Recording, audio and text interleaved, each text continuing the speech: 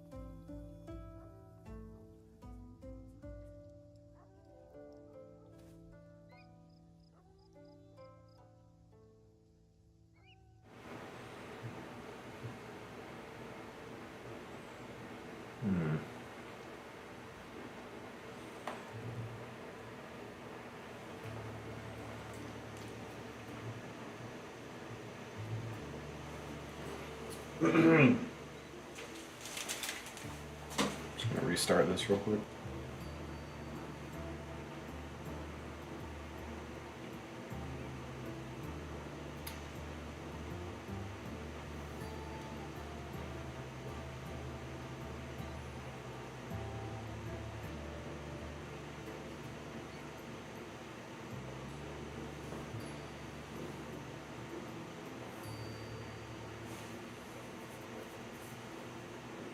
That was nice.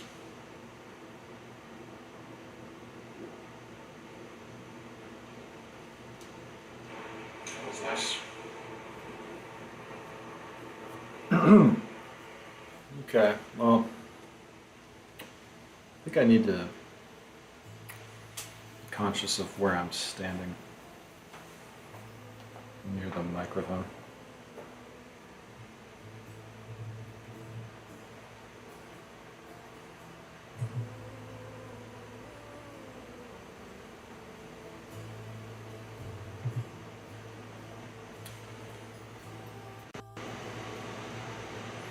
Okay.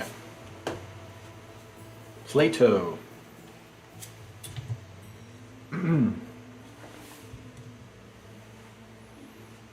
Or the philosopher. That's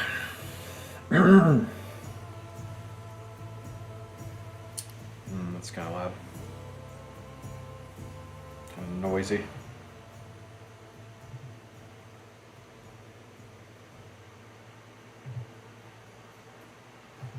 It's kind of hard to...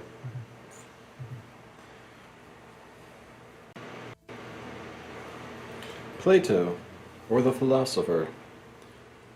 This essay, like the other ones like the one that follows it, is from Representative Men, which was published in 1850. The chapters in that book were originally given as a series of lectures in Boston in 1845-46 and were delivered before the Manchester Athenaeum in England in 1847-48. The chapters not included in this volume are Uses of Great Men, Swedenborg, or the Mystic, Montaigne, or the Skeptic, Shakespeare, or the Poet, and Goethe, or the Writer. Might want to get that book, Representative Men.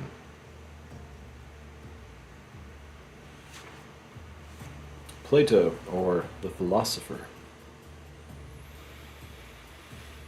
Among secular books, Plato only is entitled to Omar's fanatical compliment to the Koran when he said,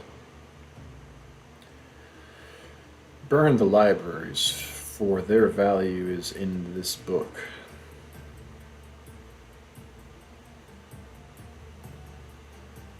These sentences contain the culture of nations. These are the cornerstone of schools. These are the fountainhead of literatures. A discipline it is in logic, arithmetic, taste, symmetry, poetry, language, rhetoric, ontology, morals, or practical wisdom. There was never such range of speculation. Out of Plato come all things that are still written and debated among men of thought. Great havoc makes he among our originalities. We have reached the mountain from which all these drift boulders were detached. The Bible of the learned for 2,200 years, every brisk young man who says in succession fine things to each reluctant generation. Boethius, Rabelais, Erasmus, Bruno, Locke, Rousseau, Alfieri, Coleridge, is some reader of Plato translating into the vernacular wittily his good things. Even the men of grander proportion suffer some deduction from this misfortune, shall I say, of coming after this exhausting generalizer. Saint Augustine, Copernicus, Newton, Behmen, Swedenborg, Goethe are likewise his debtors, and must say after him, for it is fair to credit the broadest generalizer with all the particulars deducible from his thesis. Plato is philosophy, and philosophy Plato. At once the glory and the shame of mankind, since neither Saxon nor Roman have availed to add any idea to his categories. No wife, no children had he, and the thinkers of all civilized nations are his posterity and are tinged with his mind. How many great men nature is incessantly sending up out of night to be his men, Platonists, the Alexandrians, a constellation of genius, the Elizabethans, not less, Sir Thomas More, Henry More, John Hales, John Smith, Lord Byron, Jeremy Taylor, Ralph Cudworth, Sydenham, Thomas Taylor, Marcellus Ficinus, and Picus Mirandola. Calvinism is in his Phaedo. Christianity is in it. Mohammedanism draws all its philosophy. In its handbook of morals, the Akhlaq-i Jalali, from him. Mysticism finds in Plato all its texts. The citizen of a town in Greece is no villager nor patriot. And Englishman reads and says, How English, a German, how Teutonic, an Italian, how Roman, and how Greek. As they say that Helen of Argos had that universal beauty that every body felt related to her, so Plato seems to a reader in New England an American genius. His broad humanity transcends all sectional lines. This range of Plato instructs us what to think of the vexed question concerning his reputed works. What are genuine? What spurious? It is singular that wherever we find a man higher by a whole head than any of his contemporaries,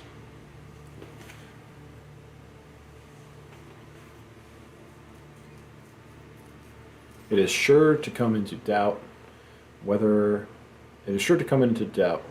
his real works. Thus Homer, Plato, Raphael, Shakespeare. For these men magnetize their contemporaries so that their companions can do for them what they can never do for themselves. And the great man does thus live in several bodies, and write, or paint, or act by many hands. And after some time, it is not easy to say what is the authentic work of the master and what is only of his school. Plato, too, like every great man, consumed his own times. What is a great man but one of great affinities, who takes up into himself all arts, sciences, all knowables as his food? He can spare nothing. He can dispose of everything. What is not good for virtue is good for knowledge.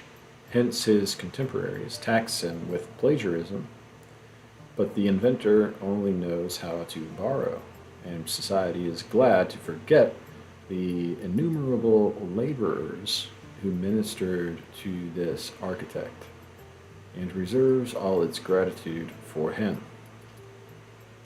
When we are praising Plato, it seems we are praising quotations from Solon and Sophron and Philolaus.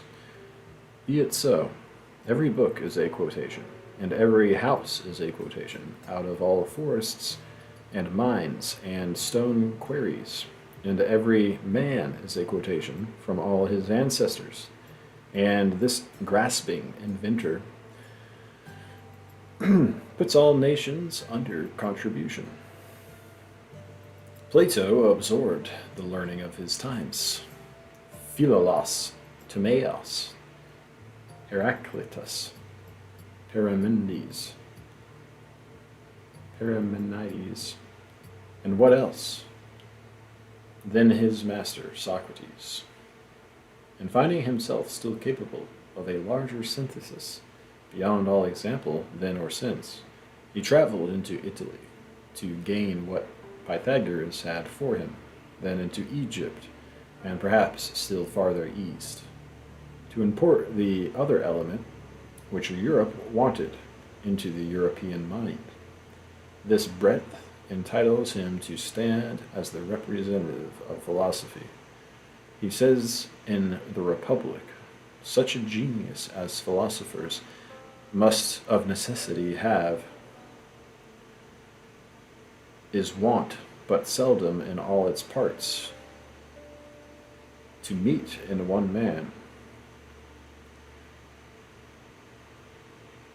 but its different parts generally spring up in different persons. Every man who would do anything well must come to it from a higher ground. A philosopher must be more than a philosopher. Plato is clothed with the powers of a poet, stands upon the highest place of the poet, and though I doubt he wanted the decisive gift of lyric expression, mainly is not a poet because he chose to use the poetic gift to an ulterior purpose.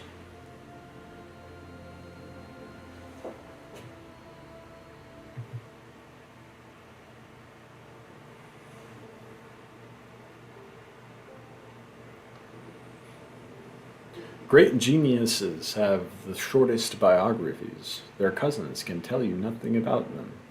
They lived in their writings, and so their house and street life was trivial and commonplace.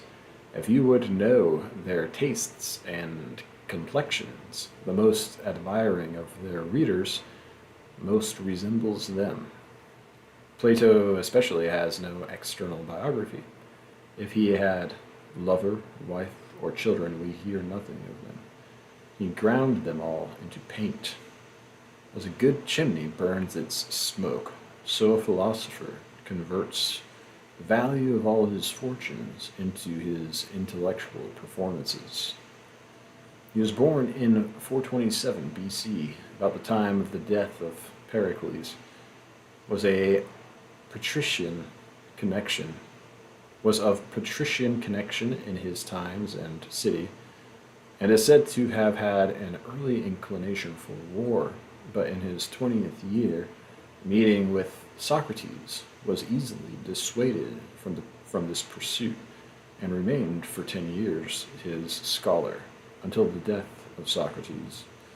He then went to Megara, accepted the invitations of Dion and Dionysius to the court of Sicily, and went thither 3 times, though very capriciously treated. He traveled into Italy, then into Egypt, where he stayed a long time. Some say 3, some say 13 years. It is said he went farther into Babylonia. This is uncertain. Returning to Athens, he gave lessons in the academy to those whom his fame drew thither, and died, as we have received it, in the act of writing at 81 years.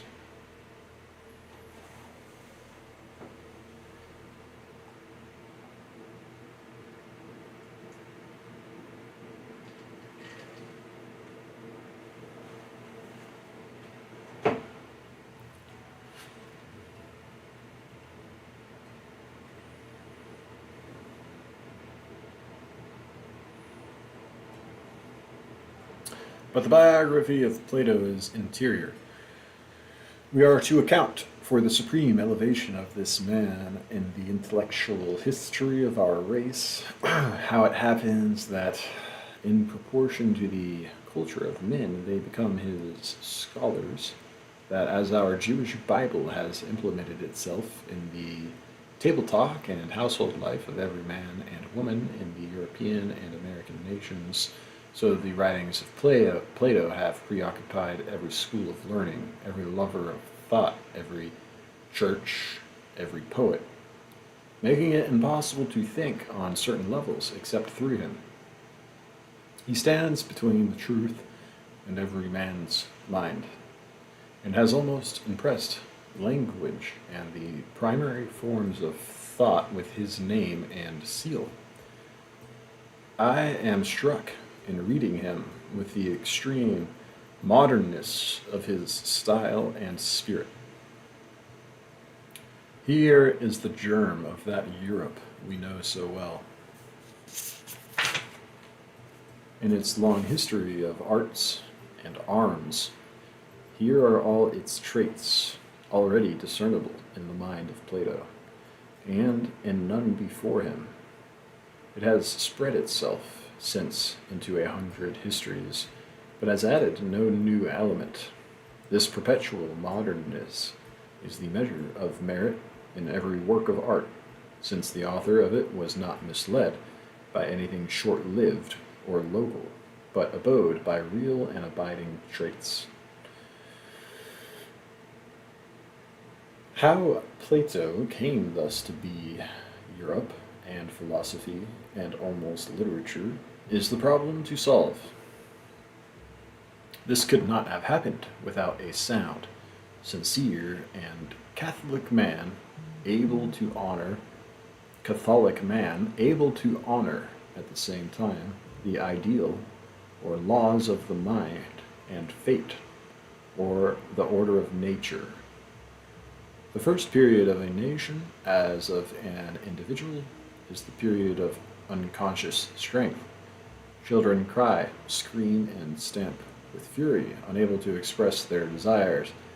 As soon as they can speak and tell their want and the reason of it, they become gentle. In adult life, whilst the perceptions are obtuse, men and women talk vehemently and superlatively, blunder and quarrel. Their manners are full of desperation. Their speech is full of oaths. As soon as with culture things have cleared up a little, and they see them no longer in lumps and masses, but accurately distributed, they desist from that weak vehemence and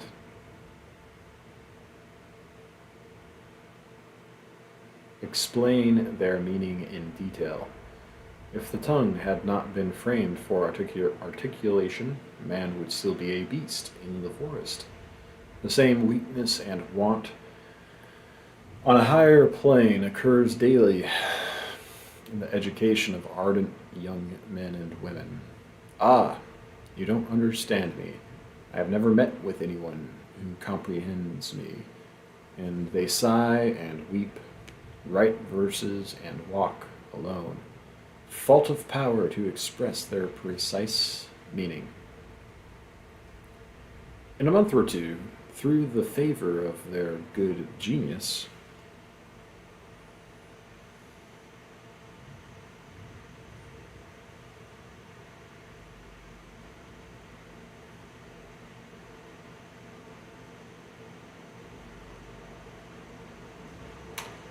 they meet someone who is related as to assist their volcanic estate. And good communication being once established, they are thenceforward good citizens. It is ever thus. The progress is to accuracy, to skill, to truth, from blind force. There is a moment in the history of every nation when, proceeding out of this brute youth, the perceptive powers reach their ripeness and have not yet become microscopic, so that man, at that instant, extends across the entire scale, and with his feet still planted on the immense forces of night, converses by his eyes and brain with solar and stellar creation. That is the moment of adult health, the culmination of power. Such is the history of Europe in all its points, and such is philosophy. Its early records, almost perished, are of the immigrations from Asia, bringing with them the dreams of barbarians, a confusion of crude notions of morals and of natural philosophy, gradually subsiding through the partial insight of single teachers. Before Pericles came the seven wise masters, and we have the beginnings of geometry, metaphysics, and ethics. Then the partialists, deducing the origin of things from flux or water, or from air, or from fire, or from mind. All mix with these causes mythologic pictures. At last comes Plato, the distributor, who needs no barbaric paint, or tattoo, or whooping, for he can define. He leaves with Asia, the vast and superlative. He is the arrival of accuracy and intelligence. He shall be as a god to me, who can rightly divide and define. This defining is philosophy. Philosophy is the account which the human mind gives to itself of the constitution of the world. Two cardinal facts lie forever at the base, the one and the two. One, unity of identity, and two, variety. We unite all things by perceiving the law which pervades them, by perceiving the superficial differences and the profound resemblances. But every mental act, this very perception of identity or oneness, recognizes the difference of things. Oneness and otherness. It is impossible to speak or to think without embracing both. The mind is urged to ask for one cause of many effects, then for the cause of that, and again the cause, diving still into the profound, self-assured that it shall arrive at an absolute and sufficient one, a one that shall be all. In the midst of the sun is the light, in the midst of the light is truth, and in the midst of truth is the imperishable being, say the Vedas. All philosophy of East and West has the same centripetence. These strictly blended elements, it is the problem of thought to separate and to reconcile. Their existence is mutually contradictory and exclusive, and each so fast slides into the other that we can never say what is one and what is not. The Proteus is as nimble in the highest as in the lowest grounds. When we contemplate the one, the true, the good, as in the surfaces and extremities of matter.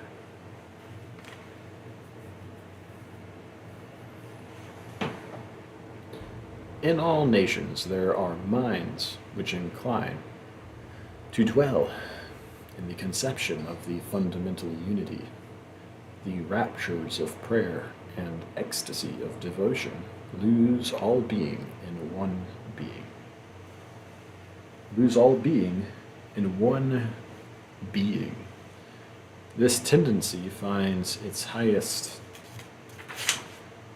expression in the religious writings of the East, and chiefly in the Indian scriptures. the Vedas, the Bhagavad Gita, and the Vishnu Purana.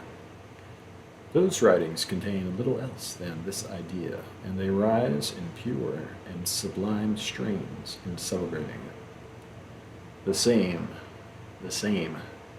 friend and foe are of one stuff.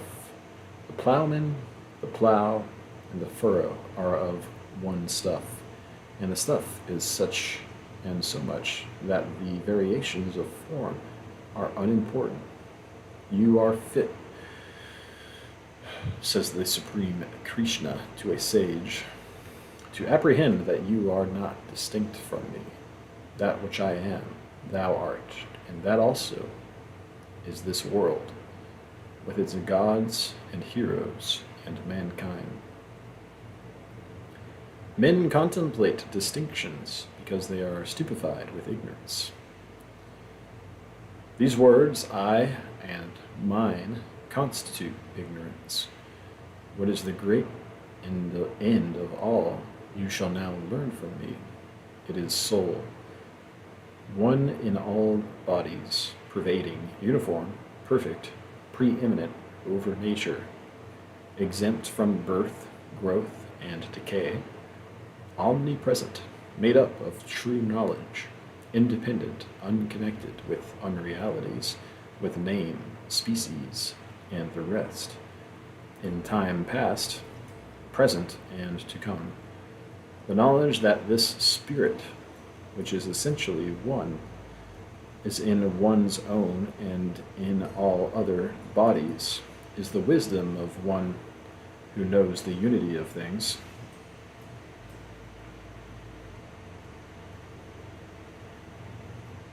As one diffusive air passing through the perforations of a flute is distinguished as the notes of a scale, so the nature of the Great Spirit is single, though its forms be manifold, arising from the consequences of acts.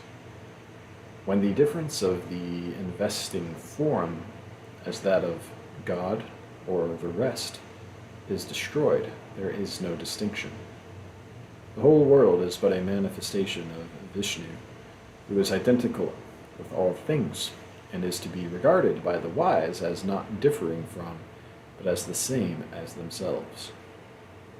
I neither am going nor coming, nor is my dwelling in any one place, nor art thou, nor are others, nor am I. As if he had said, all is for the soul, and the soul is Vishnu, and animals and stars are transient paintings, and light is whitewash, and durations are deceptive, and form is imprisonment, and heaven itself a decoy. That which the soul seeks is resolution into being above form. Out of Tartarus and out of heaven, liberation from nature. If speculation tends thus to a terrific unity in which all things are absorbed, action tends directly backwards to diversity. The first is the course of gravitation of mind. The second is the power of nature. Nature is the manifold. The unity absorbs and melts or reduces. Nature opens and creates. These two principles reappear and interpenetrate all things.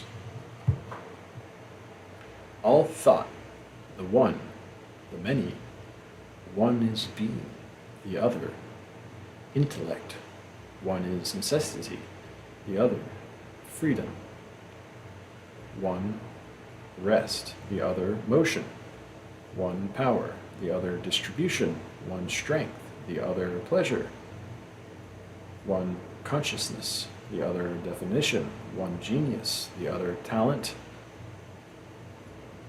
one genius, the other talent, one caste, one earnestness, the other knowledge, one possession, the other trade, one caste, the other culture, one king, the other democracy. And if we dare carry these generalizations a step higher, name the last tendency of both, we might say that the end of the one is escape from organization. Pure science, and the end of the other is the highest instrumentality, or use of means, or executive deity. Each student adheres by temperament and by habit to the first or to the second of these gods of the mind. By religion he tends to unity, by intellect or by the senses to the many. A too rapid unification and an excessive appliance to parts and particulars are the twin dangers of speculation.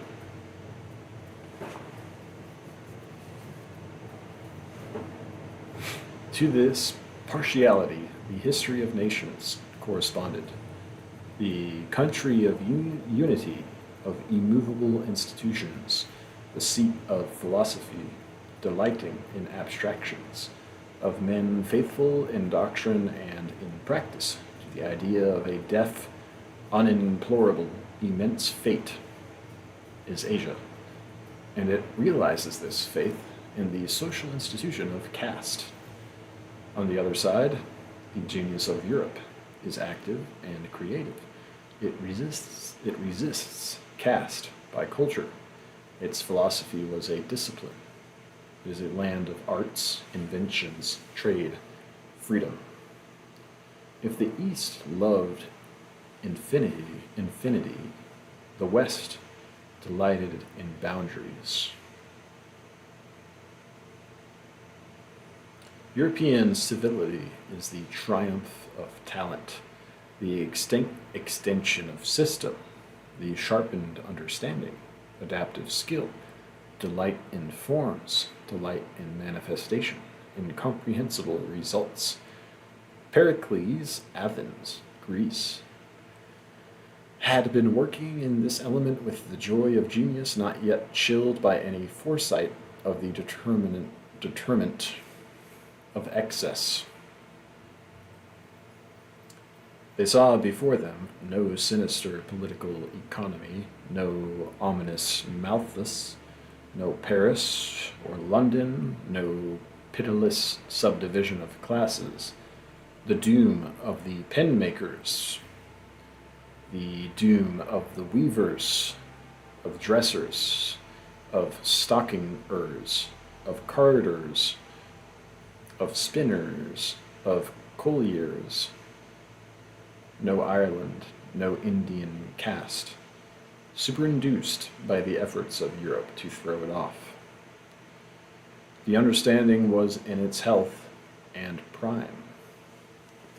Art was in its splendid novelty. They cut the Pentelican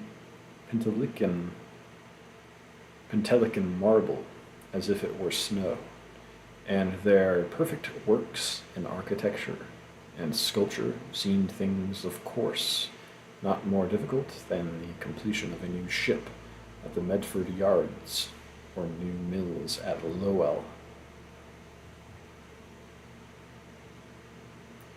These things are in course and may be taken for granted. The Roman legion,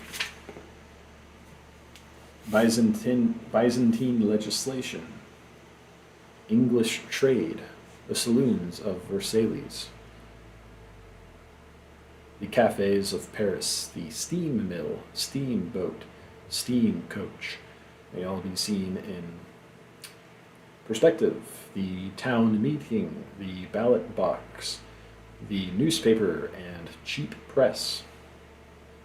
Meantime, Plato in Egypt and in Eastern pilgrimages imbibed the idea of one deity in which all things are absorbed.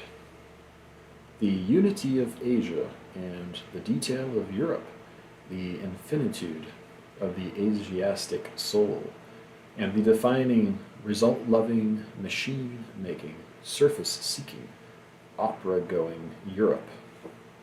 Plato came to join and, by contact, to enhance the energy of each. The excellence of Europe and Asia are in his brain. Metaphysics and natural philosophy expressed the genius of Europe. He substructs the religion of Asia as the base.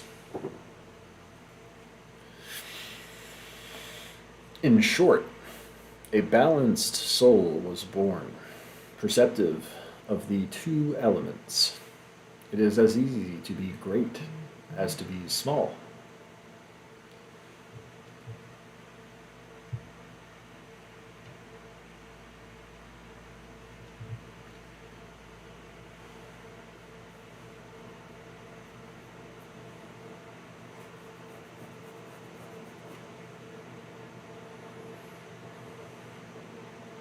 The reason why we do not at once believe in admirable souls is because they are not in our experience.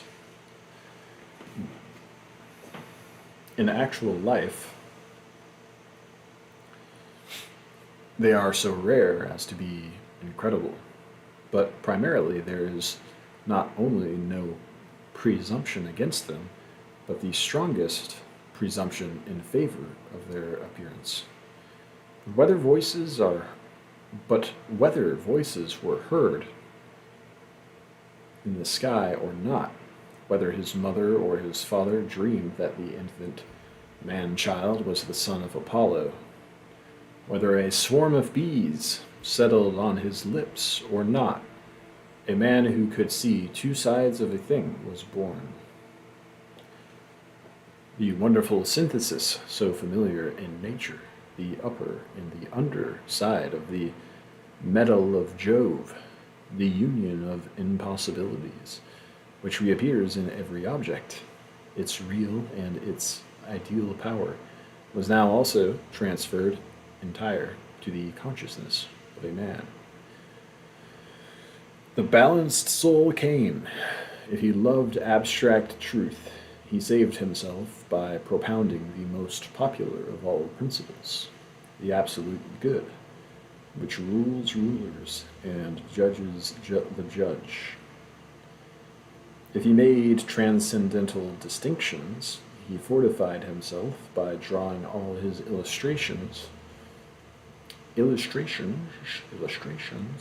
from sources disdained by orators and political conversers, from mares and puppies, from pitchers and soup ladles, from cooks and criers, the shops of potters, horse doctors, butchers, and fishmongers. He cannot forgive in himself a partiality, but is resolved that the two poles of thought shall appear in his statement. His argument and his sentence are self-poised and spherical. The two poles appear, yes, and become two hands to grasp and appropriate their own. Every great artist has been such by synthesis. Our strength is transitional, alternating, or shall I say, a thread of two strands. The seashore, sea seen from shore, shore seen from sea. The taste of two metals in contact, and our enlarged powers at the approach and at the departure of a friend. The experience of poetic creativeness, which is not found in staying at home, nor yet in traveling, but in transitions from one to the other, which must therefore be adroitly managed to present as much transition surface as possible. This command of two elements must explain the power and the charm of Plato. Art expresses the one or the same by the different. Thought seeks to know unity in unity, poetry to show it by variety, that is, always by an object or symbol.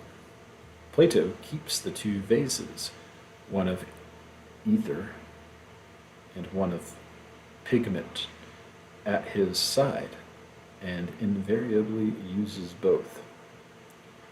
Things added to things, as statistics, civil history, are inventories. Things used as language are inexhaustibly attractive. Plato turns incessantly the obverse and the reverse of the medal of Jove. To take an example, the physical philosophers had sketched each his theory of the world, a theory of atoms, of fire, of flux, of spirit.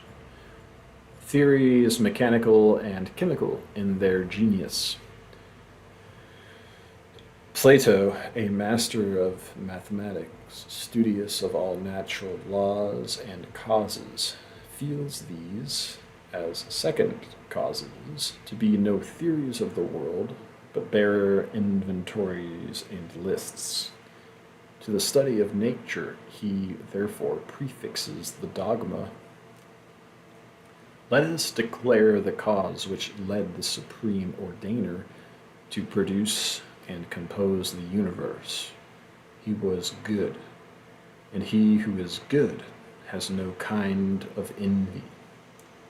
Exempt from envy, he wished that all things should be as much as possible like himself. Whoever taught by wise men shall admit this as the prime cause of the origin and foundation of the world will be in the truth. All things are for the sake of the good, and it is the cause of everything beautiful. This dogma animates and impersonates his philosophy. The synthesis, which makes the character of his mind, appears in all his talents. Where there is a great compass of wit, we usually find excellencies that combine easily in the living man, but in description appear incompatible. The mind of Plato is not to be exhibited by a Chinese catalogue, but is to be apprehended by an original mind in the exercise of its original power. In him, the freest abandonment is united with the precision of a geometer.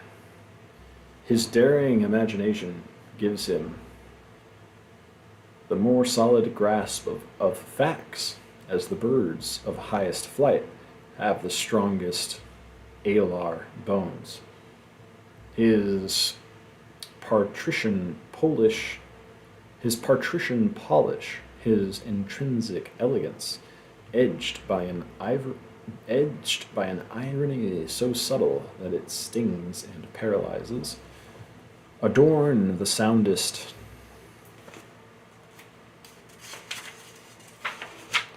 health and strength of frame. According to the old sentence, if Jove should descend to the earth, he would speak in the style of Plato. With this palatial air, there is, for the direct aim of several of his works, and running through the tenor of them all, a certain earnestness which mounts in the Republic and in the Phaedo to piety. He has been charged with feigning sickness at the time of the death of Socrates, but the anecdotes that have come down from the times attest his manly interference before the people in his master's behalf, since even the savage cry of the assembly to Plato is preserved, and in the indignation towards popular government in many of his pieces expresses a personal exasperation. He has probity, a native reverence for justice and honor, and a humanity which makes him tender for the superstitions of the people. Add to this, he believes that poetry, prophecy, and the high insight are from a wisdom of which man is not master, that the gods never philosophize, but by celestial mania these miracles are accomplished. Horsed on these winged steeds, he sweeps the dim regions, visits worlds which flesh cannot enter. He saw the souls in pain. He hears the doom of the judge. He beholds the penal metempsychosis, the fates with the rock and shears, and hears the intoxicating hum of their spindle.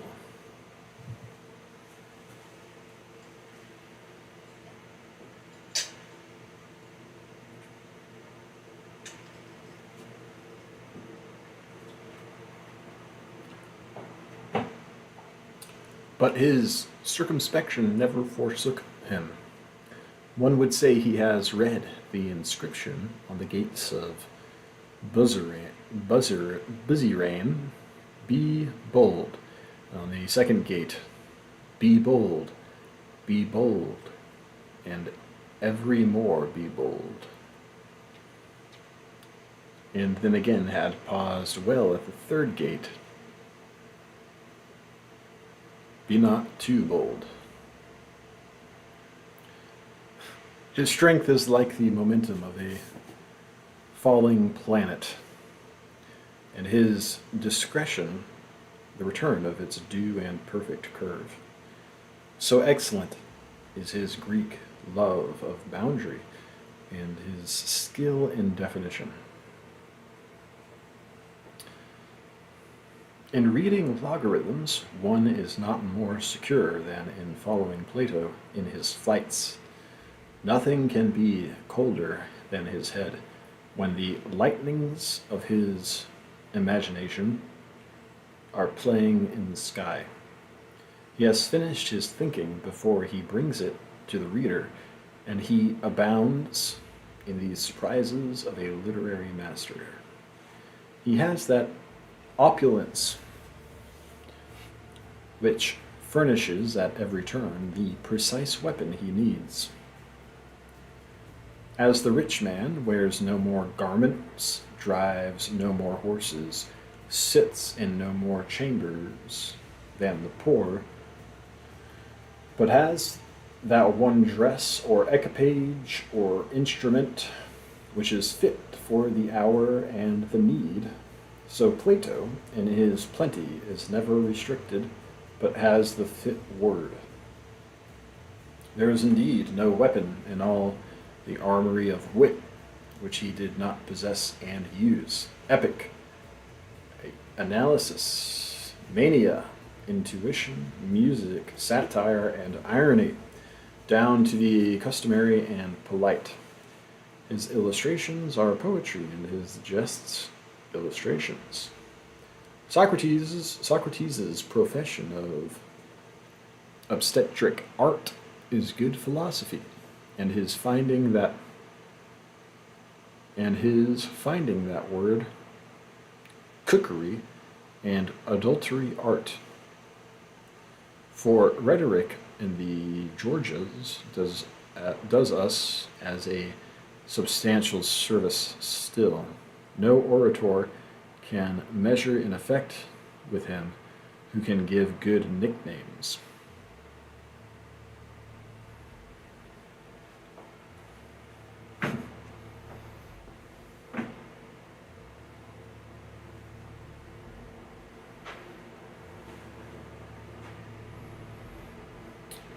What moderation and understatement and checking his thunder in mid-volley. He has good-naturedly furnished the courtier and citizen with all that can be said against the schools. For philosophy is an elegant thing, if anyone modestly meddles with it. But if he is conversant with it more than is becoming, it corrupts the man. He could well afford to be generous. He who would from the sun-like centrality and reach of his vision had a faith without cloud. Such as his perception was his speech. He plays with the doubt and makes the most of it. He paints and quibbles, and by comes a sentence that moves the sea and land. The admirable earnest comes not only at intervals in the perfect yes and no of the dialogue, but in bursts of light. I therefore, Callicles, am persuaded by these accounts, and consider how I may exhibit my soul before the judge in a healthy condition. Wherefore, disregarding the honors that most men value, and looking to the truth, I shall endeavor in reality to live as virtuously as I can, and when I die, to die so. And I invite all other men to the utmost of my power, and you too, I, in turn, invite to this contest, which I affirm surpasses all contests here. He is a great, average man, one who, to the best thinking, adds a proportion and equality in his faculties, so that men see in him their own dreams and glimpses made available and made to pass for what they are. The great common sense is his warrant and qualification to be the world's interpreter. He has reason, as all the philosophic and poetic class have, but he has also what they have not, this strong, solving sense to reconcile his poetry with the appearances of the world and build a bridge from the streets of cities to the Atlantis. He omits never this graduation, but slopes his thought, however picturesque the precipice on one side, to an access from the plain. He never writes in ecstasy or catches us up into poetic raptures.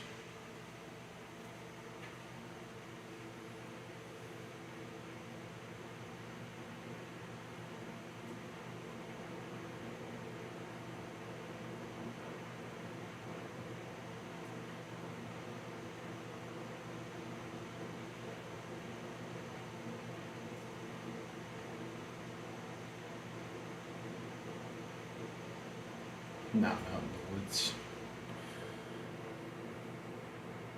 Countryside.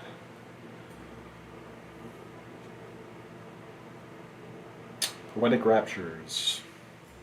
Plato apprehended the cardinal facts. He could prostrate himself on the earth and cover his eyes whilst he adored that which cannot be numbered or gauged or known or named, that of which everything can be affirmed and denied, that which is entity and non-entity. He called it superessential. Superessential. Superessential.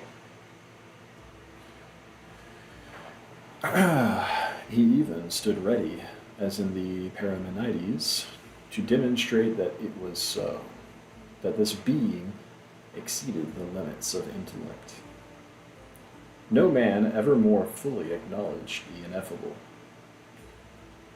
Having paid his homage, as for the human race, to the illimitable, he then stood erect, and for the human race affirmed, and yet things are knowable. That is, the Asia in his mind was first heartily honored, the ocean of love and power, before form, before will, before knowledge, the same, the good, the one, and now, refreshed and empowered by this worship, the instinct of Europe, namely, culture, returns, and he cries, "Yet things are knowable." They are knowable because being from one, things correspond. There is a scale in the correspondence of heaven to earth, of matter to mind, of the part to the whole, is our guide. As there is a science of stars called astronomy, a science of quantities called mathematics, a science of qualities called chemistry, so there is a science of sciences. I call it dialect, which is the intellect discriminating the false and the true. It rests on the observation of identity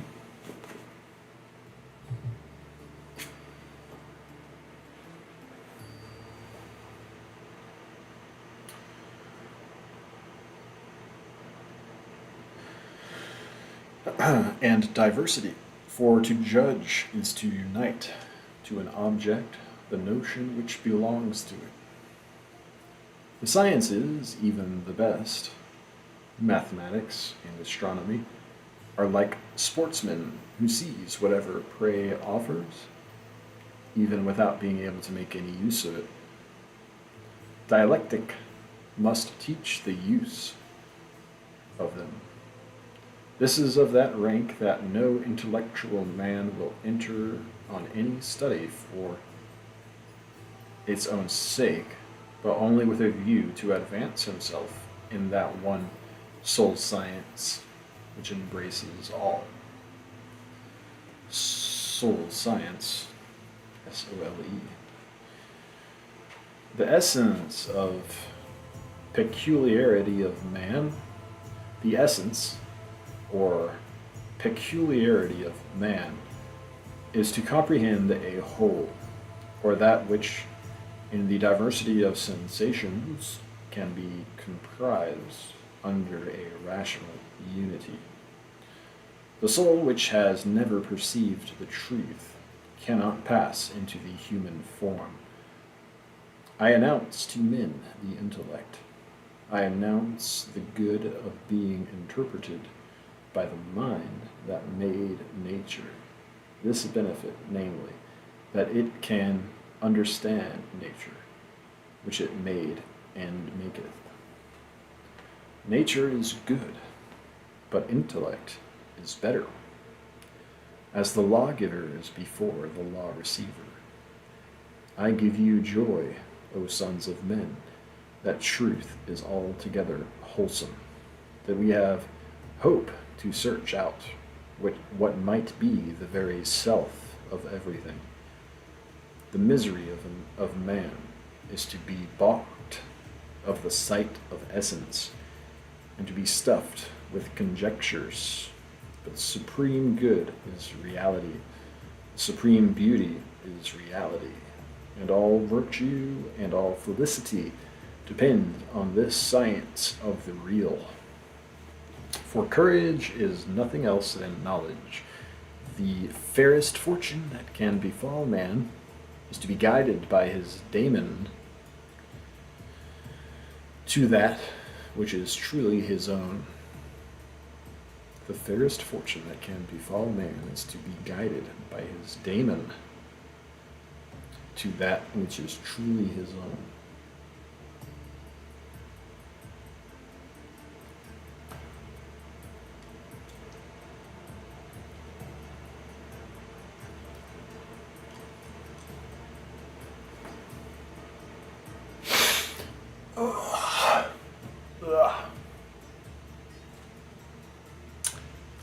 That which is truly his own.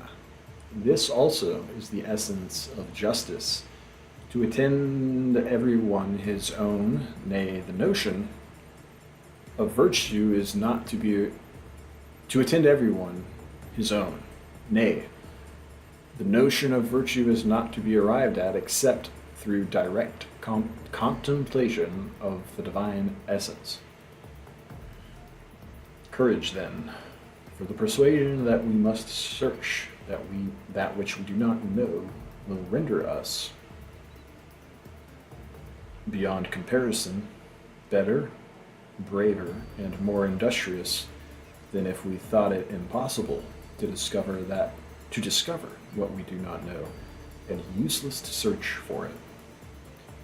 He secures a position not to be commanded by his passion for reality, valuing philosophy only as it is the pleasure of conversing with real being. Thus, full of the genius of Europe, he said, culture.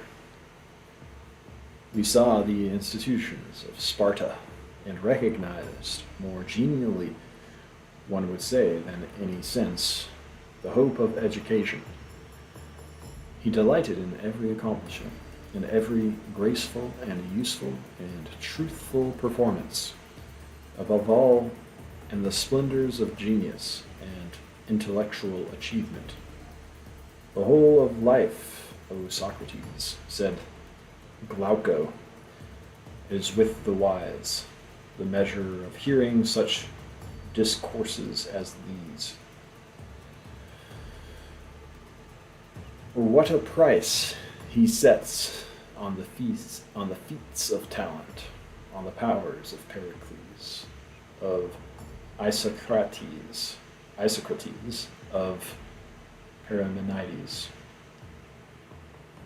What price above price on the talents themselves? He called the several faculties gods in his beautiful personation. What value he gives to the art of gymnastic and education, that what to geometry, what to music, what to astronomy, whose appeasing and medicinal power he celebrates.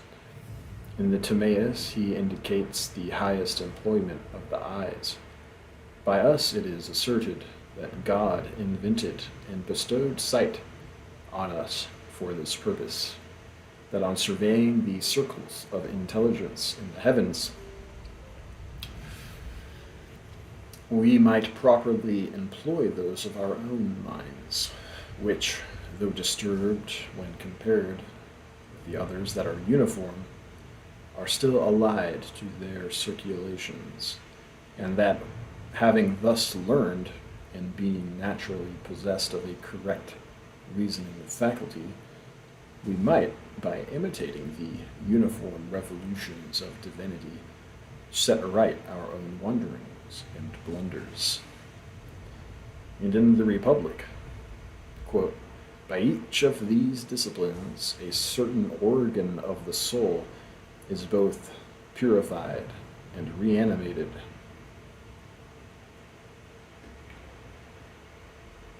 Which is blinded and buried by studies of another kind, an organ better worth saving than 10,000 eyes, since truth is perceived by this alone.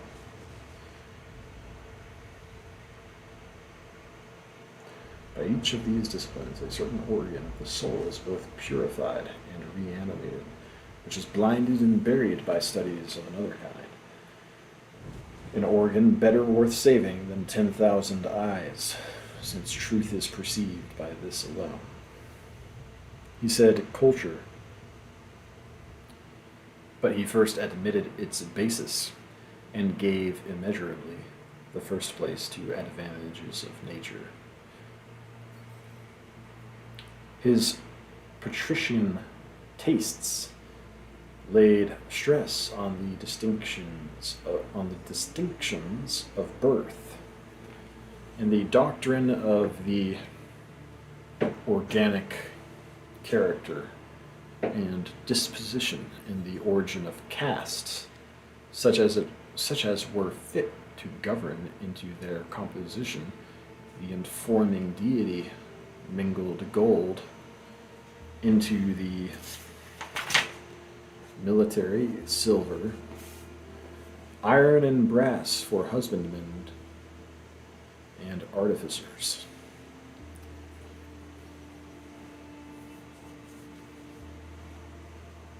The East confirms itself in all ages in this faith. The Koran is explicit on this point of caste. Men have their metal, as of gold and silver. Those of you who are the worthy ones in the state of ignorance will be the worthy ones in the state of faith, as soon as you embrace it. Plato was not less firm. Of the 5 orders of things, only 4 can be taught to the generality of men. In the Republic, he insists on the temperaments of the youth as first of the first. A happier example of the stress laid on nature is in the dialogue with the youth Phages, who wishes to receive lessons from Socrates. Socrates declares that, as some have grown wise by associating with him, no thanks are due to him, but simply whilst they were with him they grew wise, not because of him. He pretends not to know the way of it. It is adverse to many, nor can those be benefited by associating with me, whom the daemon opposes, so that it is not possible for me to live with these. With many, however, he does not prevent me from conversing, who yet are not at all benefited by associating with me. Such, O Phages, is the association with me. For if it pleases God, you will make great and rapid proficiency. You will not, if he does not please. Judge whether it is not safer to be instructed by some one of those who have power over the benefit which they impart to men than by me, who benefit or not, just as it may happen. As if he had said, I have no system. I cannot be answerable for you. You will be what you must. If there is love between us, inconceivably delicious and profitable will our intercourse be. If not, your time is lost, and you will only annoy me. I shall seem to you stupid, and the reputation I have false. Quite above us, beyond the will of you or me, is this secret affinity or repulsion laid. All my good is magnetic, and I educate not by lessons, but by going about my business.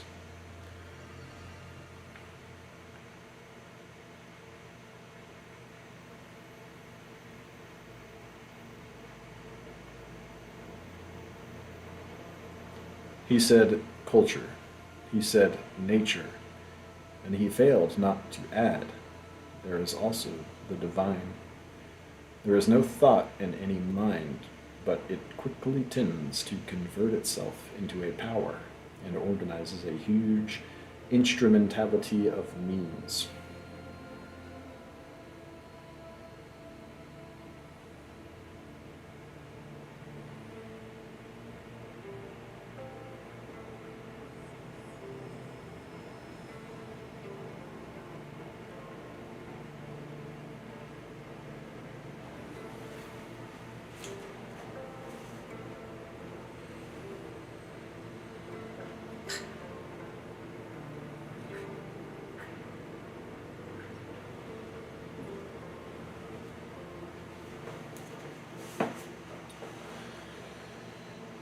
Plato, lover of limits, loved the illimitable, saw the enlargement and nobility which come from truth itself and good itself, and attempted, as if on the part of the human intellect, once for all to do it adequate homage. Homage fit the immense soul to receive, and yet homage becoming the intellect to render. He said then, our faculties run out into infinity, and return to us thence. We can define but a little way. But here is a fact which will not be skipped, and which to shut our eyes upon is suicide. All things are in a scale, and begin where we will, ascend and ascend. All things are symbolical, and what we call results are beginnings. A key to the method and completeness of Plato is his twice bisected line. After he has illustrated the relation between the absolute good and true and the forms of the intelligible world, he says, let there be a line cut into unequal parts. Cut again each of these two main parts, one representing the visible, the other the intelligible world, and let these two new sections represent the bright part and the dark part of each of these worlds. You will have, for one of the sections of the visible world, images, that is, both shadows and reflections. For the other section, the objects of these images, that is, plants, animals, and the works of art and nature. Then divide the intelligible world in like manner. The one section will be of opinions and hypotheses, and the other section of truths. To these four sections, the four operations of the soul correspond: conjecture, faith, understanding, reason. As every pool reflects the image of the sun, so every thought and thing restores us, an image and creature of the supreme good. The universe is perforated by a million channels for his activity. All things mount and mount. All his thought has this ascension. In Phaedrus, teaching that beauty is the most lovely of all things, exciting hilarity and shedding desire and confidence through the universe wherever it enters, and it enters in some degree into all things. But that there is another, which is as much more beautiful than beauty as beauty is than chaos, which is as much more beautiful than beauty as beauty is than chaos, namely wisdom, which our wonderful organ of sight cannot reach into, but the same regard to it as the source, which our wonderful organ of sight cannot reach unto, but which, could it be seen, would ravish us with its perfect reality. He has the same regard to it as the source of excellence in works of art, which an artificer, he says, in the fabrication of any work, looks to that which always subsists according to the same, and employing a model of this kind expresses its idea and power in his work. It must follow that his production should be beautiful.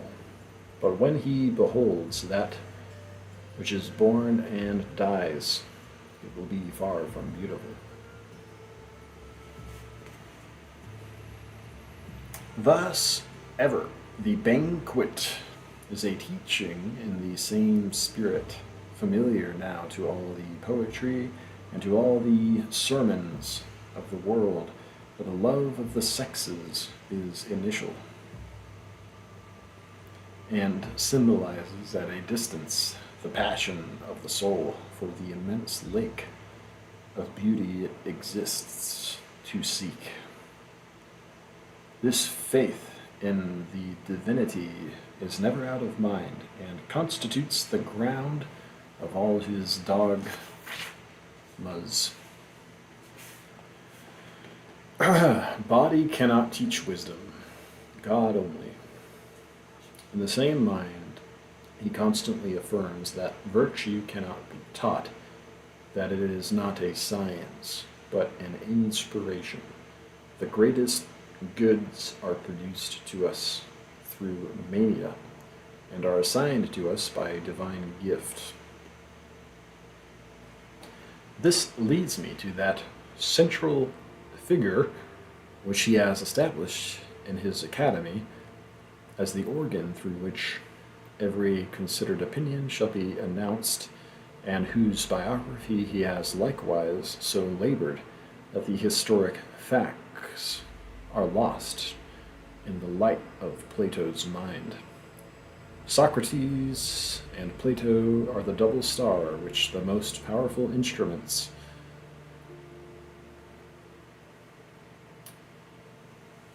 will not entirely separate.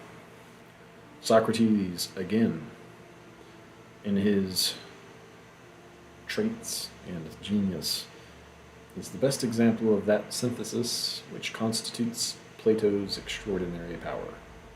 Socrates, a man of humble stem, but honest enough, of the commonest history, of a personal homeliness so remarkable as to be a cause of wit in others, the rather that his broad good nature and exquisite taste for a joke invited the sally, which was sure to be paid. The players personated him on the stage. The potters copied his ugly face on their stone jugs. He was a cool fellow, adding to his humor a perfect temper and a knowledge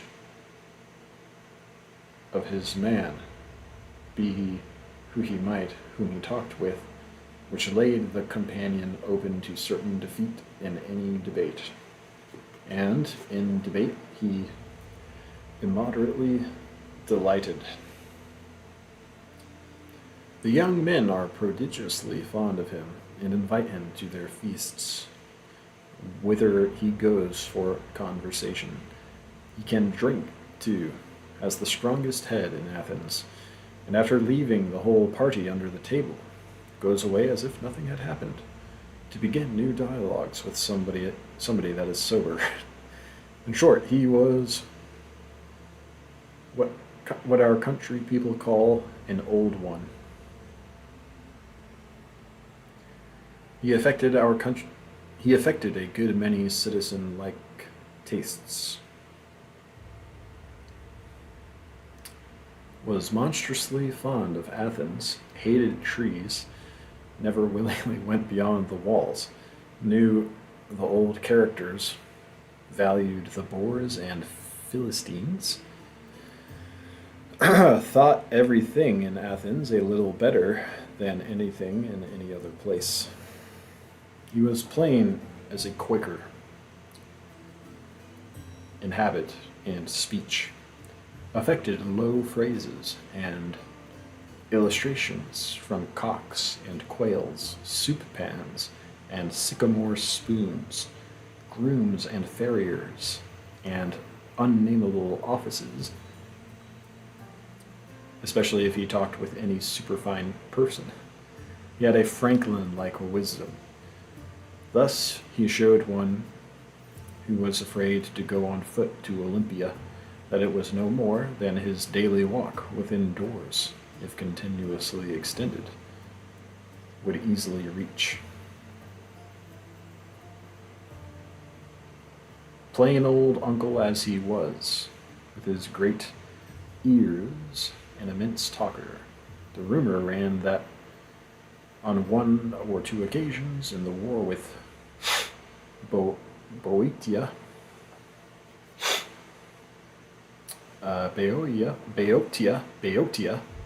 he had shown a determination which had covered the retreat of a troop. And there was some story that under cover of folly he had in the city government, when one day he chanced to hold a seat there, evinced a courage in opposing singly the popular voice, which had well nigh ruined him.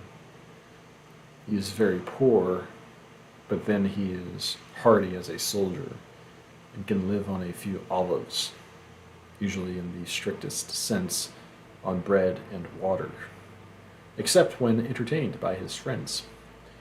His necessary expenses were exceedingly small, and no one could live as he did.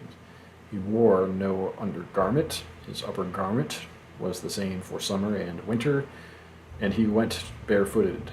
And it is said that to procure the pleasure which he loves of talking at his ease all day with the most elegant and cultivated young men, he will now and then return to his shop and carve statues, good or bad, for sale.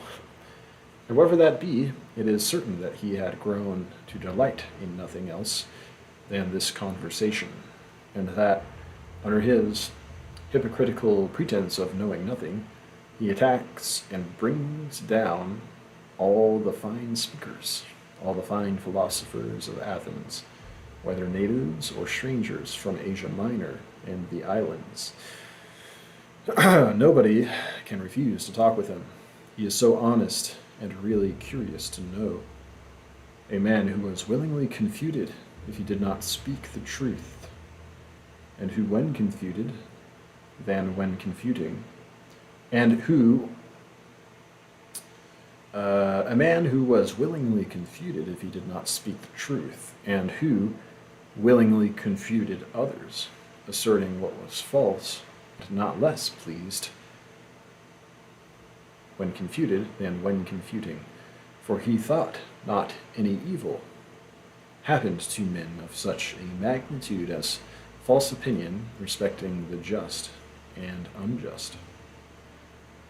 A pitiless disputant who knows nothing but the bounds of whose conquering intellect, a pitiless disputant who knows nothing but the bounds of whose conquering intelligence no man had ever reached, whose temper was imperturbable, whose dreadful logic was always leisurely and sportive, so careless and ignorant as to disarm the wariest and draw them, in the pleasantest manner, into horrible doubts and confusion. But he always knew the way out, knew it, yet would not tell it. No escape. He drives them to terrible choices by his dilemmas, and tosses the Hippiases and Georgiases, with their grand reputations, as a boy tosses his balls. The tyrannous, the tyrannous realist, Meno has discoursed 1,000 times at length on virtue before many companies, and very well as it appeared to him.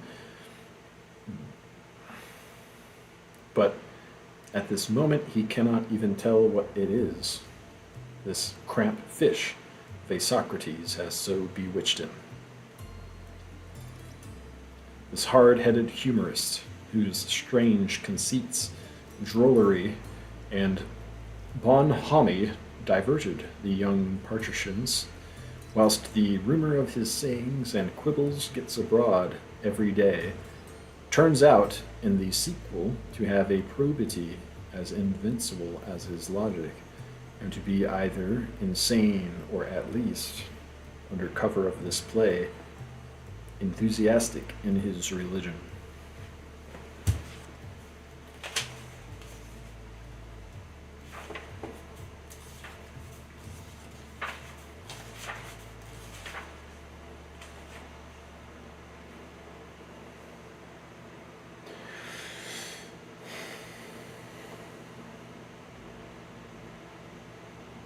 When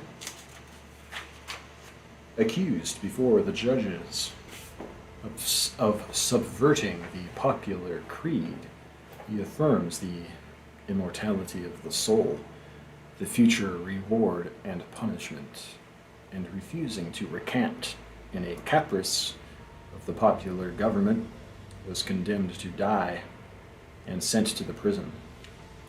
Socrates entered the prison and took away all ignominy from the place, which could not be a prison whilst he was there. Crito bribed the jailer, but Socrates would not go out by treachery. Whatever inconvenience ensue, nothing is to be preferred before justice. These things I hear like pipes and drums, whose sound makes me deaf to everything you say. The fame of this prison, the fame of the discourses there, and the drinking of the hemlock are one of the most precious passages in the history of the world. The fame of the discourses there and the drinking of the hemlock are one of the most precious passages in the history of the world. The rare coincidence in one ugly body of the droll and the martyr, the keen, street, and market debater with the sweetest saint known to any history at that time, had forcibly struck the mind of Plato. So capacious of these contrasts, and the figure of Socrates, by necessity, placed itself in the foreground of the scene as the fittest dispenser of the intellectual treasures he had to communicate. It was a rare fortune that this Aesop of the mob and this robed scholar should meet, to make each other immortal in their mutual faculty. The strange synthesis in the character of Socrates, capped by the synthesis in the mind of Plato. Moreover, by this means he was able, in the direct way and without envy, to avail himself of the wit and weight of Socrates, to which unquestionably his own debt was great, and these derived again their principal advantage from the perfect art of Plato.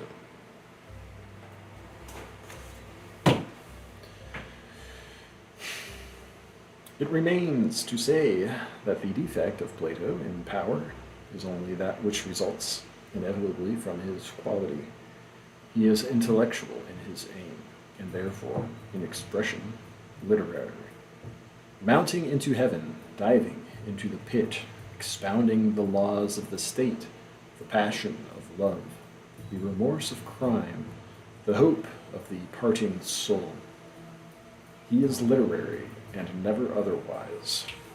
It is almost the sole deduction from the merit of Plato that his writings have not, what is no doubt incident to this regnancy of intellect in his work, the vital authority which the screams of prophets and the sermons of unlettered Arabs and Jews possess. There is an interval, and to cohesion, contact is necessary.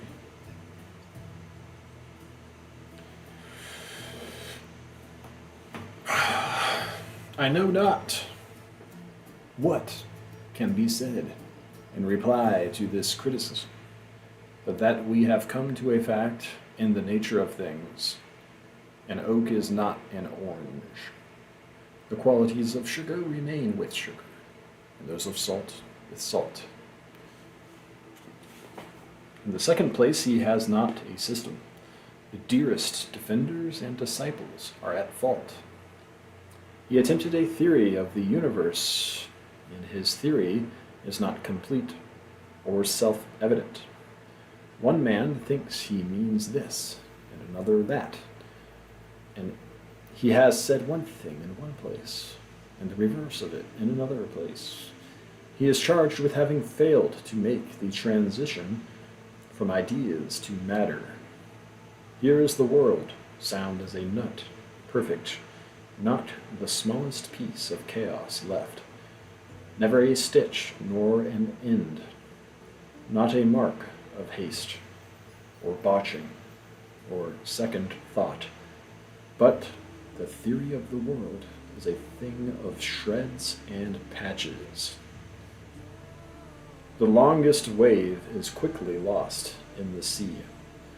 Plato would willingly have a Platonism, a known and accurate expression for the world, and it should be accurate.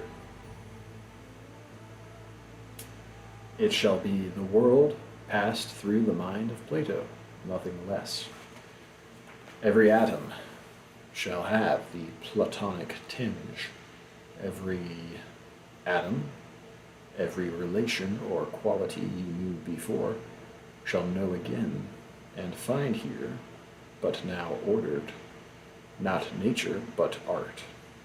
And you shall feel that Alexander, indeed, overran, with men and horses, some countries of the planet, but countries and things of which countries are made, elements, planet itself, laws of planet and of men, have passed through this man as bread into his body, and become no longer bread, but body.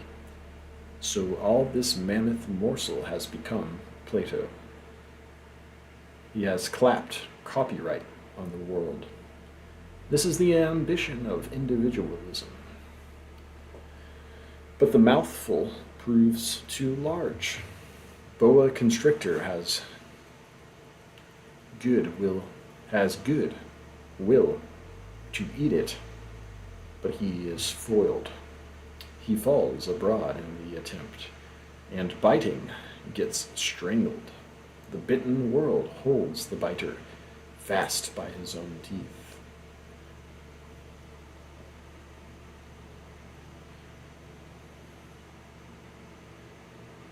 There he perishes. Unconquered nature lives on and forgets him. So it fares with all. So must it fare with Plato. In view of eternal nature, Plato turns out to be philosophical exercitations.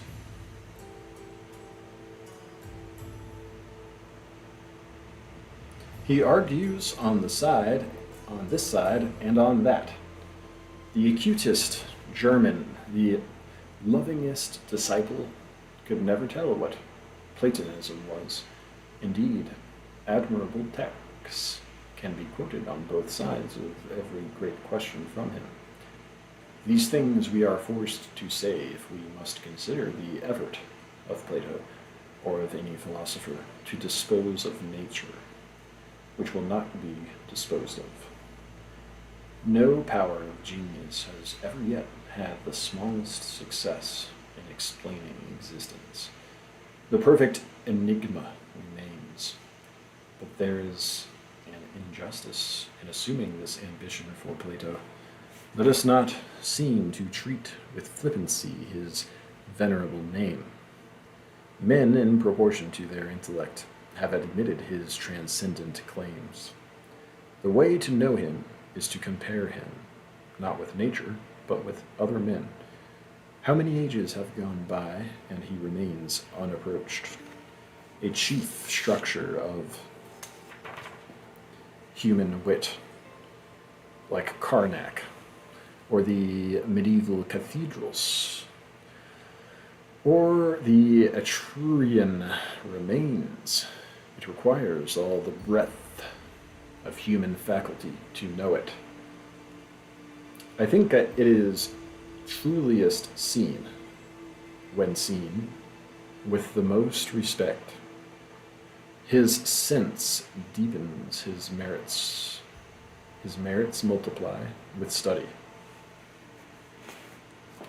When we say, here's a fine collection of fables, or when we praise the style of the common sense or arithmetic, as we speak as boys, and much of our impatient criticism of the dialectic, I suspect, is no better.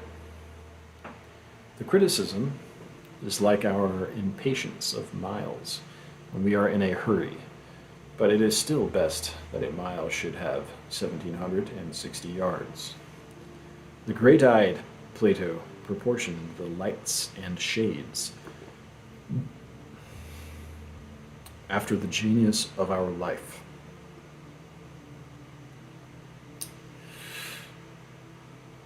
And then in a new section, Plato, new readings. The publication in Mr. Bond's serial library of the excellent translations of Plato, which we esteem one of the chief benefits the cheap press has yielded,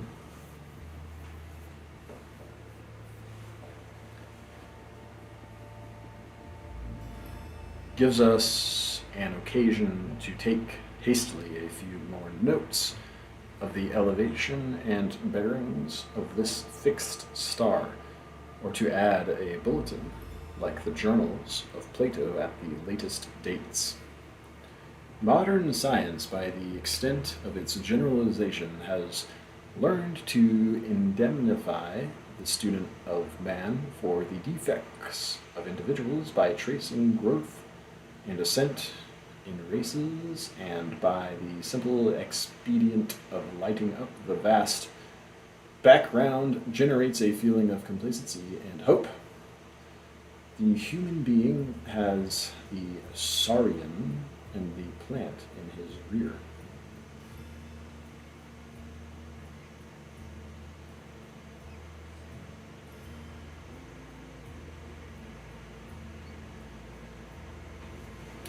His arts and sciences, the easy issue of his brain, look glorious when prospectively beheld from the distant brain of ox, crocodile, and fish. It seems as if nature, in regarding the geologic night behind her, when in 5 or 6 millenniums she has turned out 5 or 6 men, as Homer, Phidias, Menu, and Columbus, was nowise discontented with the result. These samples attested the virtue of the tree. These were a clear amelioration of trilobite and sorus, and a good basis for further proceeding. With the artist, time and space are cheap, and she is insensible to what you say of tedious preparation. She waited tranquilly the flowing periods of paleontology for the hour to be struck when man should arrive. Then periods must pass before the motion of the earth can be suspected, then before the map of the instincts and the cultivable powers can be drawn. But as of races, so the succession of individual men is fatal and beautiful, and Plato has the fortune in the history of mankind to mark an epoch.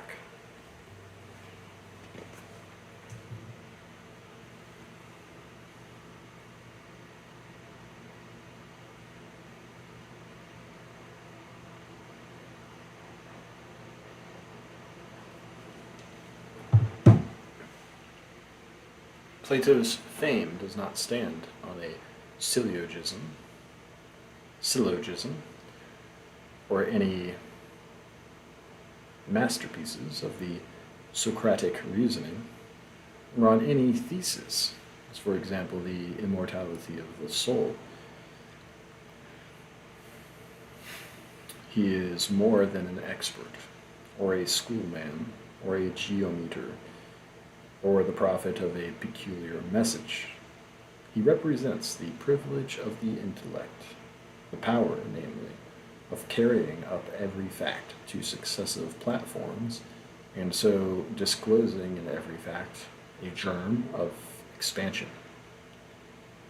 These expansions are in the essence of thought. The naturalist would never help us to them by any discoveries of the extent of the universe, but is as poor when cataloging the resolved nebula of Orion as when measuring the angles of an acre. But the Republic of Plato, by these expansions, may be said to require and so to anticipate the astronomy of Laplace. The expansions are organic. The mind does not create what it perceives, and more than the eye creates, any more than the eye creates the rose. In ascribing to Plato the merit of announcing them, we only say, here was a more complete man, who could apply to nature the whole scale of the senses, the understanding, and the reason. These expansions or extensions consist in continuing the spiritual sight where the horizon falls on our natural vision, and by this second sight, discovering the long lines of law which shoot in every direction. Everywhere he stands on a path which has no end, but runs continuously round the universe. Therefore, every word becomes an exponent of nature. Whatever he looks upon discloses a second sense and ulterior senses. His perception of the generation of contraries, of death out of life and life out of death, that law by which in nature decomposition is recomposition, and putrefaction and cholera are only signals of a new creation. His discernment of the little in the large and the large in the small, studying the state in the citizen and the citizen in the state, and leaving it doubtful whether he exhibit the Republic as an allegory on the education of the private soul. His beautiful definitions of ideas, of time, of form, of figure, of line, sometimes hypothetically given, as his defining of virtue, courage, justice, temperance, his love of the apologue, and his apologues themselves, the cave of Trophonius, the ring of Gyges, the charioteer and two horses, the golden, silver, brass, and iron temperaments, Thuth and Thamus, and the visions of Hades and the fates, fables which have imprinted themselves in the human memory, like the signs of the zodiac. His souliform eye and his boniform soul, his doctrine of assimilation, his doctrine of reminiscence, his clear vision of the laws of return or reaction which secure instant justice throughout the universe, instanced everywhere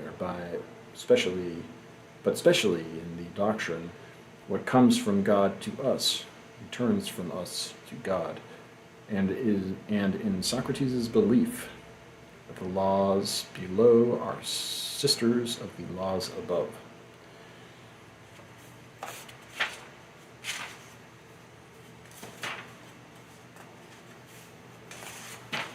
Three and a half more pages.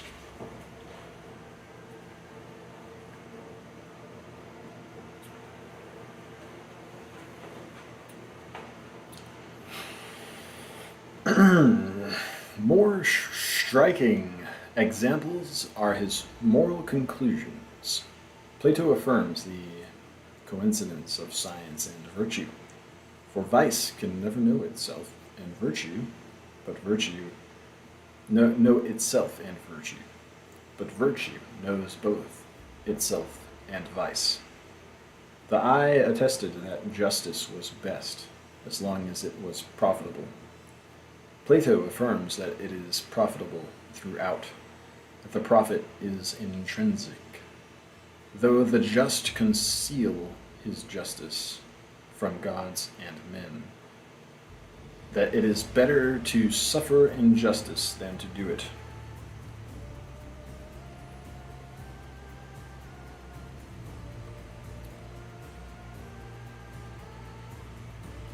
That the sinner ought to covet punishment, that the lie was more hurtful than homicide, and that ignorance, or the involuntary lie, was more calamitous than involuntary homicide. But the soul is unwillingly deprived of true opinions, and that no man sins willingly, that the order or proceeding of nature was from the mind to the body, and throughout a sound body cannot, and through a sound body cannot restore, and though a sound body cannot restore an unsound mind, yet a good soul can, by its virtue, render the body the best possible. The intelligent have a right over the ignorant, namely the right of instructing them. The right punishment of one out of tune is to make him play in tune. The fine which the good refusing to govern ought to pay is to be governed by a worse man. That his guards shall not handle gold and silver, but shall be instructed that there is gold and silver in their souls, which will make men willing to give them everything which they need. This second sight explains the stress laid on geometry.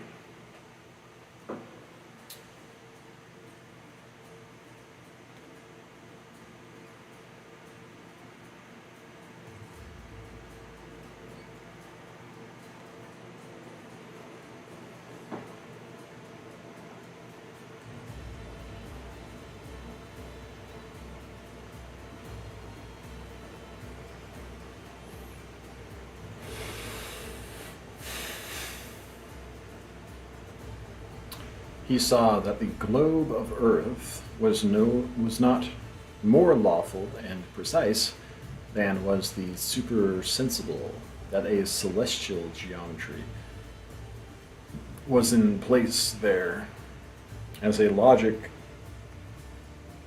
of lines and angles here below. The world was throughout mathematical. The proportions are constant of oxygen, azote, and lime. There is just so much water and slate and magnesia.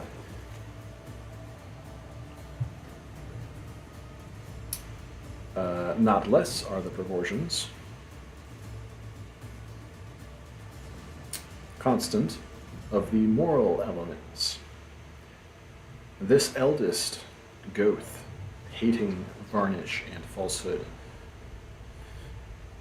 This eldest Goth, hating varnish and falsehood, delighted in revealing the real at the base of the accidental, in discovering connection, continuity, and representation everywhere, hating insulation, and appears like the god of wealth among the cabins of vagabonds, opening power and capability in everything he touches. Ethical science was new.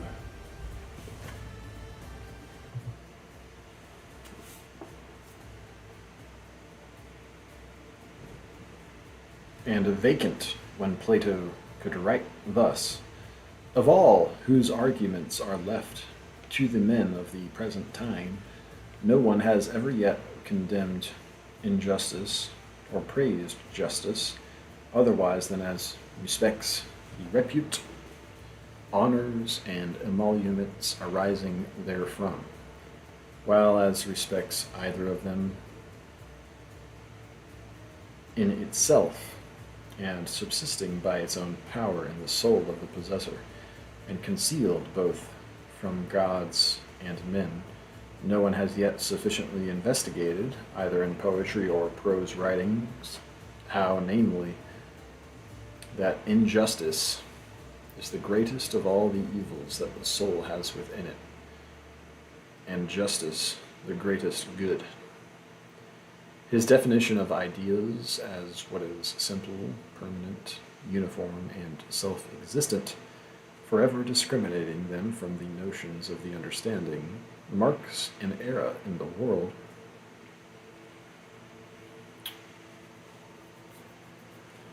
He was born to behold the self-evolving power of spirit, endless, generator of new ends, a power which is the key at once to the centrality and the evanescence of things. Plato is so centered that he can well spare all his dogmas. Thus the fact of knowledge and ideas reveals to him the fact of eternity, and the doctrine of reminiscence he offers as the most probable particular explication. Call that fanciful, it matters not. The connection between our knowledge and the abyss of being is still real, and the explication must be not less magnificent. He has indicated every eminent point in speculation. He wrote on the scale of the mind itself, so that all things have symmetry in his tablet. He put in all the past, without weariness, and descended into detail with a courage like that he witnessed in nature. One would say that his forerunners had mapped out each a farm or a district or an island in intellectual geography, but that Plato first drew the sphere. He domesticates the soul in nature. Man is the microcosm. All the circles of the visible heaven represent as many circles in the irrational soul. There is no lawless particle, and there is nothing casual in the action of the human mind. The names of things, too, are fatal, following the nature of things. All the gods of the pantheon are, by their names, significant of a profound sense. The gods are the ideas. Pan is speech, or manifestation. Saturn, the contemplative. Jove, the regal soul, and Mars, passion. Venus is proportion. Calliope, the soul of the world. Aglaia, intellectual illustration.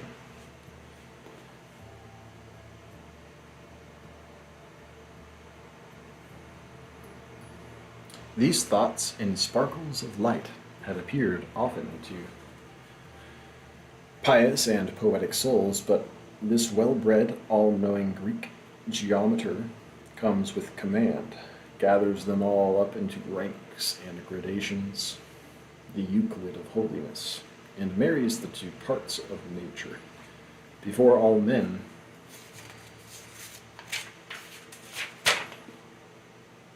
he saw the intellectual values of the moral sentiment. He describes his own ideal when he paints in Timaeus, a god leading things from disorder into order. He kindled a fire so truly in the center that we see the sphere illuminated, and can distinguish poles, equator, and lines of latitude, every arc and node, a theory so averaged, so modulated, that you would say the winds of ages had swept through this rhythmic structure, and not that it was the brief extempore blotting of one short-lived scribe. Hence it has happened that a very well-marked class of souls, namely those who delight in giving a spiritual, that is, an ethno-intellectual expression to every truth, by exhibiting an ulterior end which is yet legitimate to it, are said to Platonize. Thus, Michelangelo is a Platonist in his sonnets. Shakespeare is a Platonist when he writes, nature is made better by no mean, but nature makes that mean. Or, he that can endure to follow with allegiance a fallen lord does conquer him that did his master conquer, and earns a place in the story.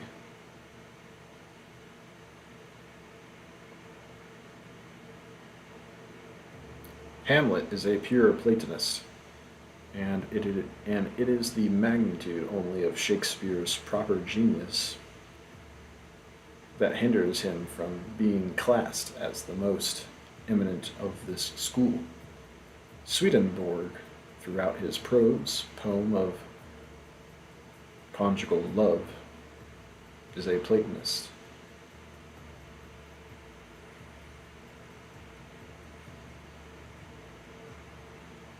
His subtlety commended him to men of thought.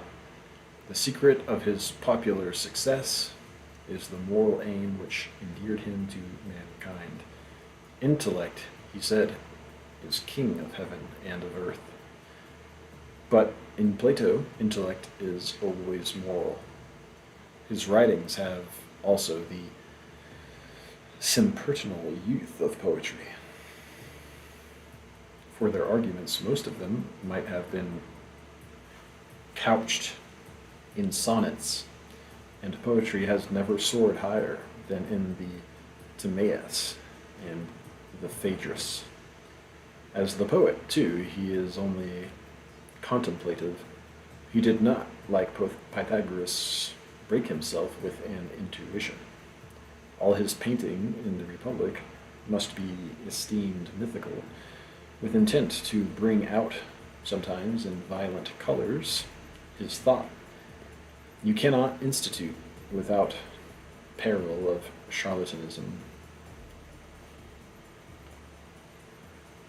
It was a high scheme, his absolute privilege for the best, which to make emphatic he expressed by community of women, as the premium which he would set on grandeur.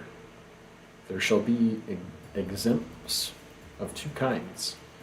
First, those who by demerit have put themselves below protection, outlaws. And secondly, those who by eminence of nature and desert are out of the reach of your rewards.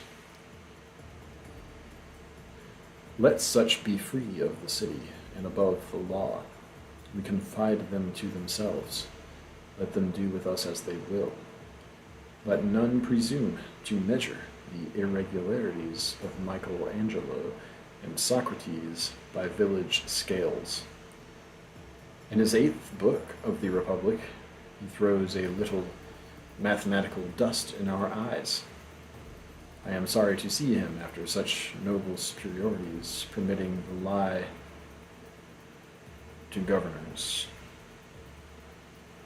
Plato plays Providence a little with the baser sort, as people allow themselves with their dogs and cats.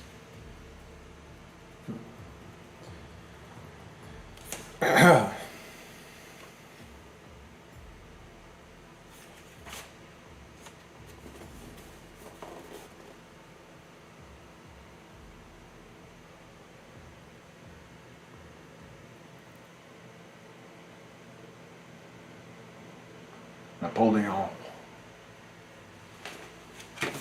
the man of the world, is next.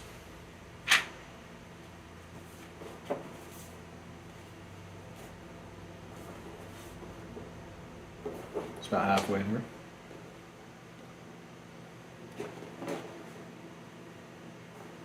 Interesting, isn't it?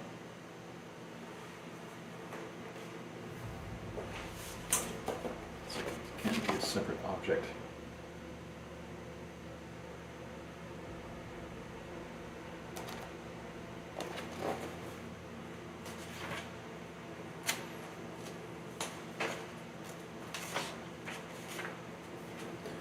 Napoleon.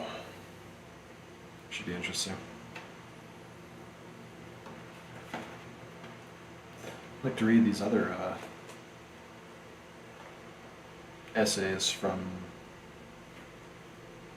what's it called?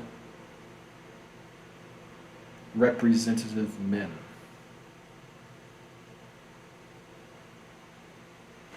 I think that's one of the works included in the Great Works of the Great Books of the Western World collection.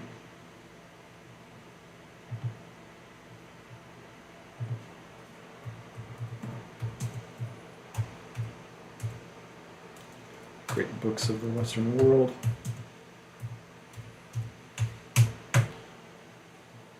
Or it's either that or something called Representative Man, if I recall.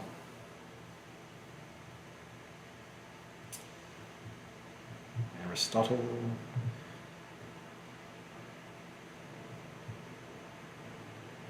There's no mention of Aristotle in this essay.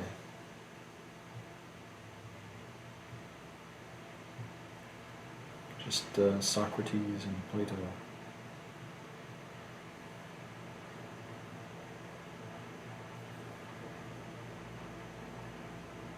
Plato, Aristotle, Socrates. There's no works by Socrates in the Great Works of the Western World, I don't think. Maybe he didn't write anything.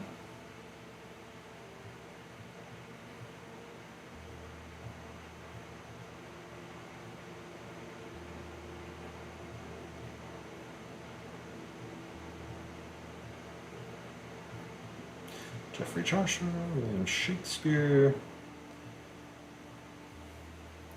Miguel de Cervantes, John Milton, Sir Isaac Newton, John Locke, Jonathan Swift, Jean-Jacques Rousseau, Adam Smith, Edward Gibbon, Immanuel Kant, Herman Melville, Charles Darwin, Leo Tolstoy, Sigmund Freud. Did I miss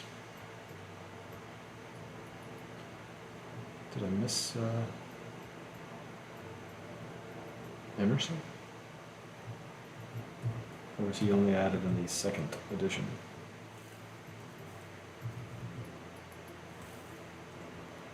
Hmm.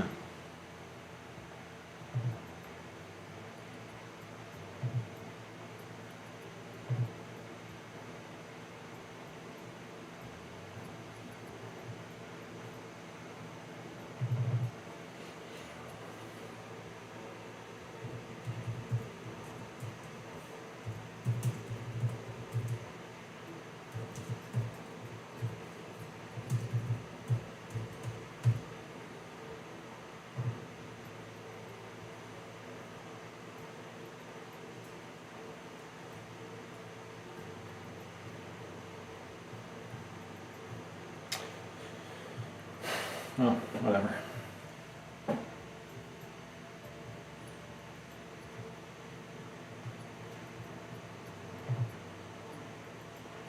think they shout out self-reliance and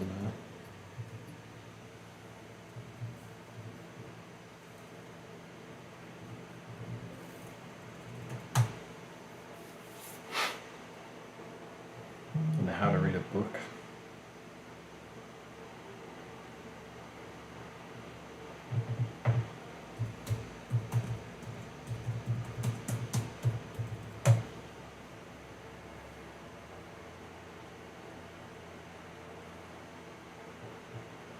How to read a book.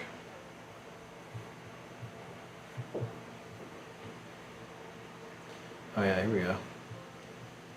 This is the reading list of the 1972 edition on how to read a book. Yeah, I was right. Ralph Waldo Emerson, Representative Men, Essays, and Journal. Published his journal, evidently.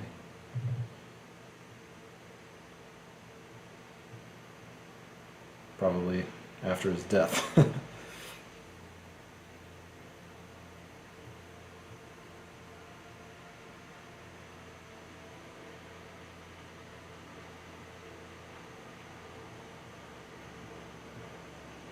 This got me kind of curious. Emerson Journal.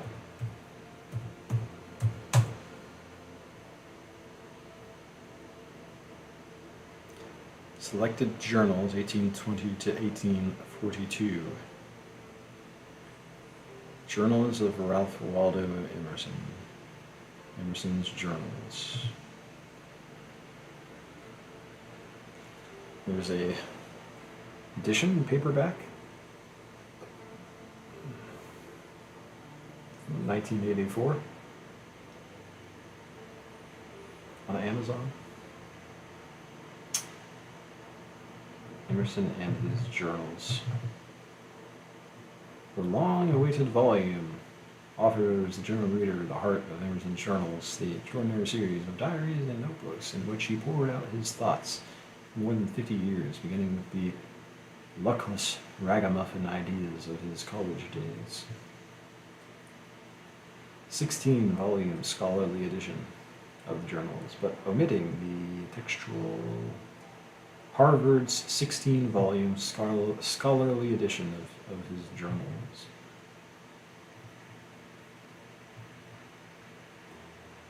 .608 pages, damn. Wow. This entire book is just a precursor to everything he's written.